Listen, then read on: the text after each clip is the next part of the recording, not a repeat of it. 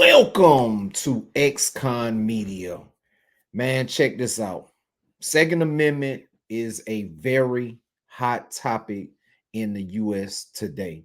Second Amendment is something that you do not want to lose. If you lose your Second Amendment rights, you then start to realize how important it is. Some of us. I lost my Second Amendment rights. So when my boy Rights Restored, check out his page, man. If you get a chance, tap on the subscribe button on his page, man. That brother got some great content. He is one of the brothers that was a convicted felon and got his rights restored through the court system. He didn't get a lawyer, he did it himself. So when you get a chance, go check out my brother page. Also check out my other page, Married to Guns, where you might see some of anything on there. Appreciate you tapping in. Give me a subscribe or follow. This story is, I believe, out of Arizona, where a convicted felon actually saves a cop's life. And the topic across the country right now: should convicted felons have their firearms rights back? According to the Second Amendment, it shall not be infringed. Once you pay your debt to society, once you're on probation, parole, and you're free. Sometimes people make mistakes in their life and they go through stuff, but should you be sentenced without your Second Amendment rights for life? A lot of us don't think so. And here's one of the stories and one of the reasons why: because you never know who may have to save your life, man. Let's check out this video.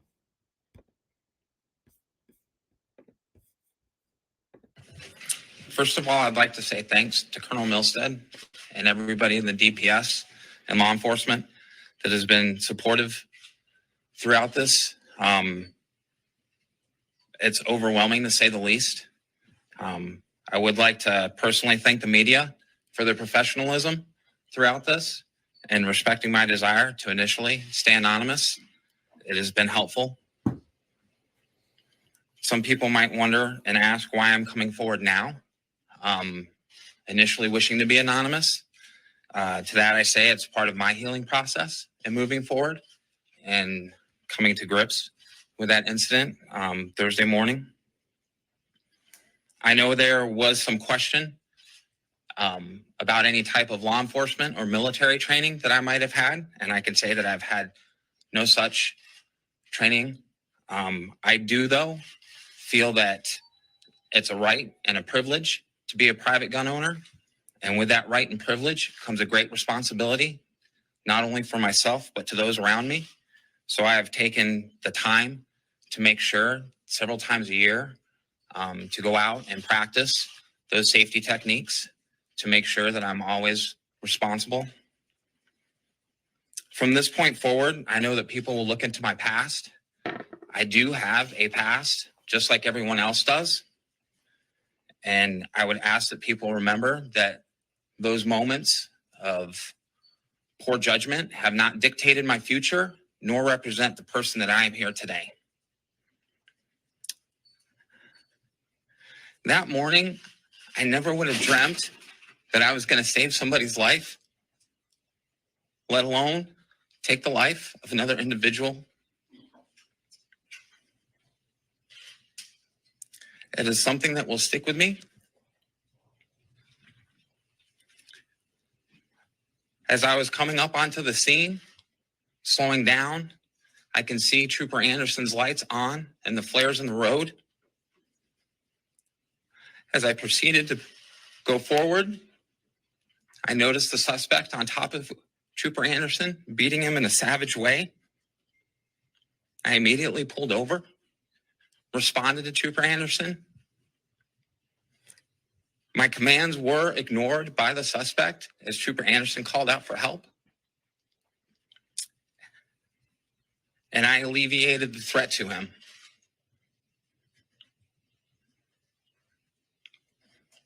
I firmly believe that that morning I was put there, as Colonel Milstead said before, by God.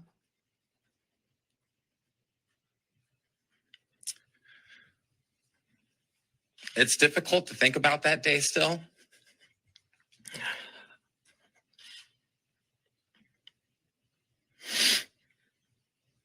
I'm just thankful that I was able to respond with the courage, dignity, grace, and poise that ultimately saved Trooper Anderson's life.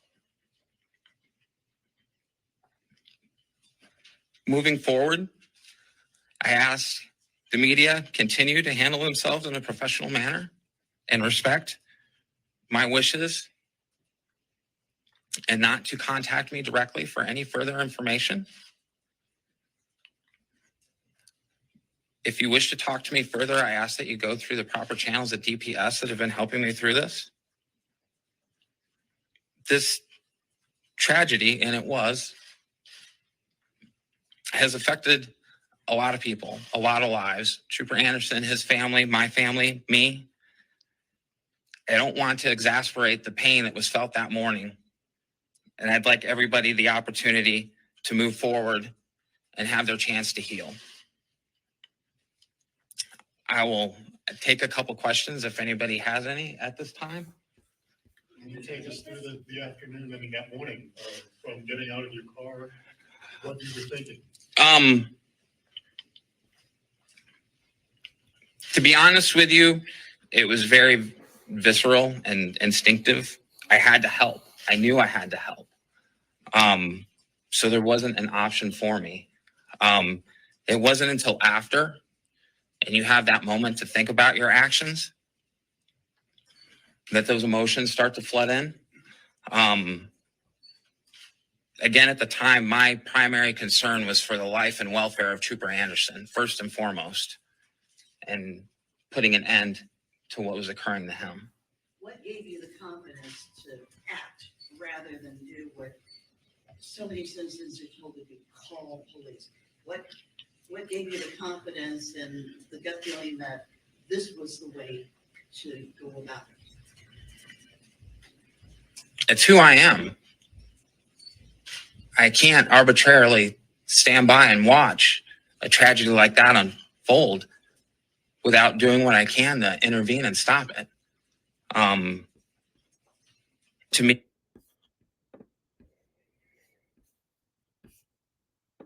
I salute that brother. You know,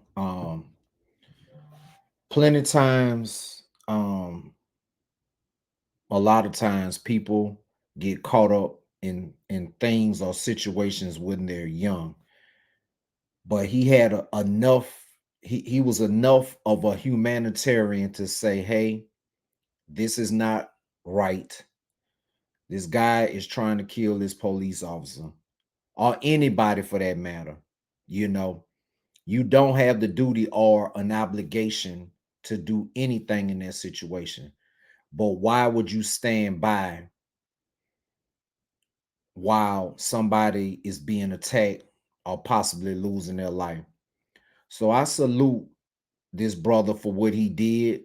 Obviously, he is tragically shaken up because I'm pretty sure it wasn't a good visual experience, but the instincts kicked in and he did what he had to do to save a life. So again, should convicted felons have their firearms rights? And to me, the answer is yes, because sometimes people do things when they're young and they change their life and they come out and just be a better person as a result. Some of us, I know people that never been through anything can't understand, but some of us go a route that we make a lot of crucial mistakes in our life, but as long as no one is unalived or no one is violated, essayed, or anything like that, you should be able to turn your life around, and a lot of us do. So the answer to the question is, of course, all convicted felons should have that Second Amendment right because they made mistakes in their life and they have changed. And in this case, it's a good thing that they did grant this man his rights because he used it to save a life. So I salute that brother. Subscribe to the channel. I'm out.